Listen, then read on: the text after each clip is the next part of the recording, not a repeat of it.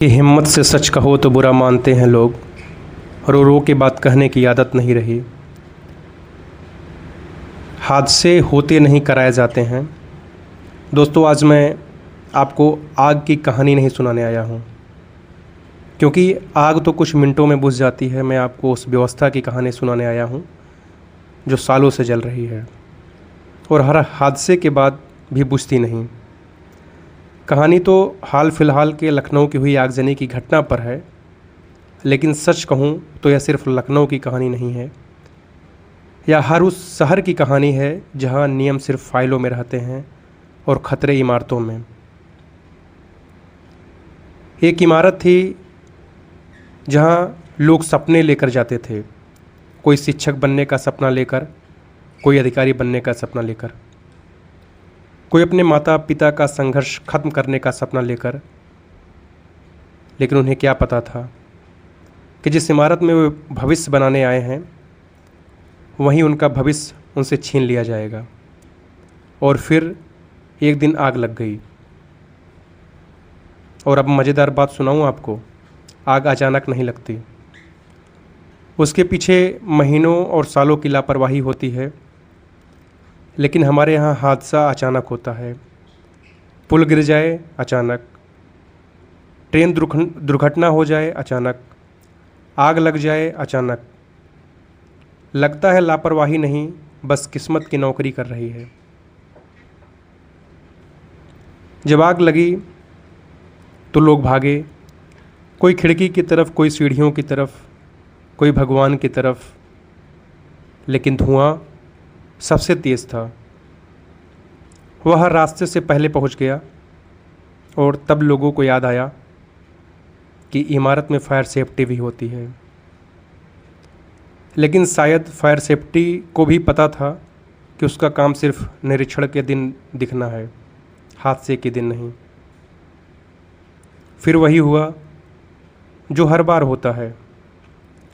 Fire brigade आई, police आई, अधिकारी आए, कैमरे आए, माइक आए। बस जो लोग अपने घर लौटने वाले थे वो नहीं लौट पाए।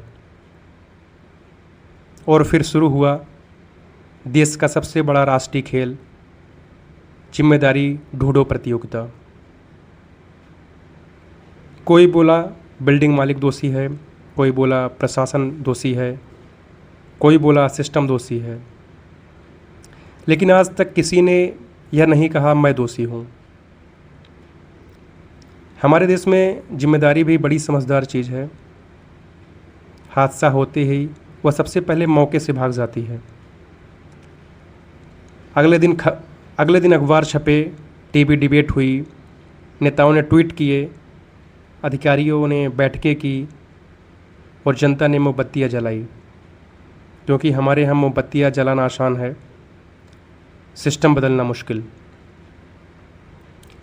मुझे सबसे ज़्यादा हैरानी तब होती है जब हर हादसे के बाद कहा जाता है दोषियों को बख्शा नहीं जाएगा।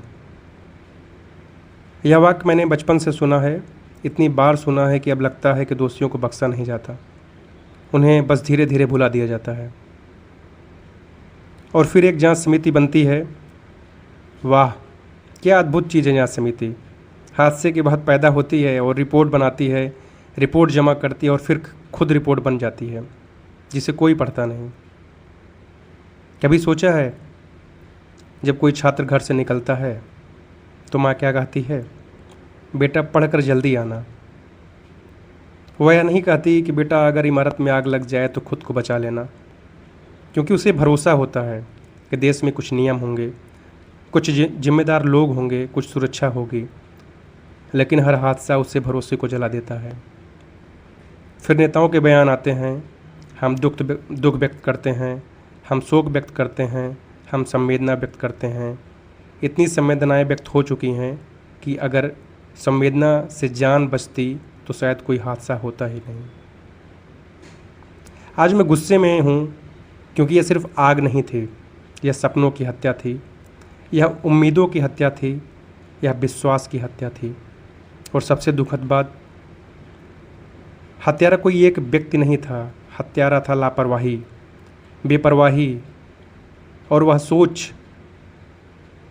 जो कहती है अभी तो सब ठीक चल रहा है। जब तक हादसा हमारे घर नहीं आता तब तक हमें लगता है सब ठीक है, लेकिन हादसे कभी सूचना देकर नहीं आते, वे सीधे दरवाज़ा तोड़ कर आते हैं। दोस्तों, हर बार आग इमारत नहीं जलाती, कभी कभी आग समाज का चेहरा भी जला देती है और हमें आईना दिखा देती है कि समस्या आग नहीं है, समस्या वह व्यवस्था है जो हर हादसे के बाद जागती है और कुछ दिन बाद फिर सो जाती है। आज उन लोगों के लिए 2 मिनट का मौन मत रखिए, बल्कि 2 मिनट का सवाल रखिए। सवाल उन लोगों से जो नियम बनाते हैं, सवाल उन लोगों से जो नियम तोड़ते हैं, और सवाल खुद से भी कि क्या हम अगले हादसे का इंतज़ार करेंगे या उससे पहले जगेंगे। हादसे कभी अचानक नहीं होते, वे धीरे धीरे तैयार किए जाते हैं, एक लापरवाही से, एक समझौते से, एक बंद आँख से। और जब आग लगती है तो सिर्फ इमारत नहीं जलती, सपने जलते हैं, परिवार जलते हैं और इंसानियत का चेहरा भी जलता है।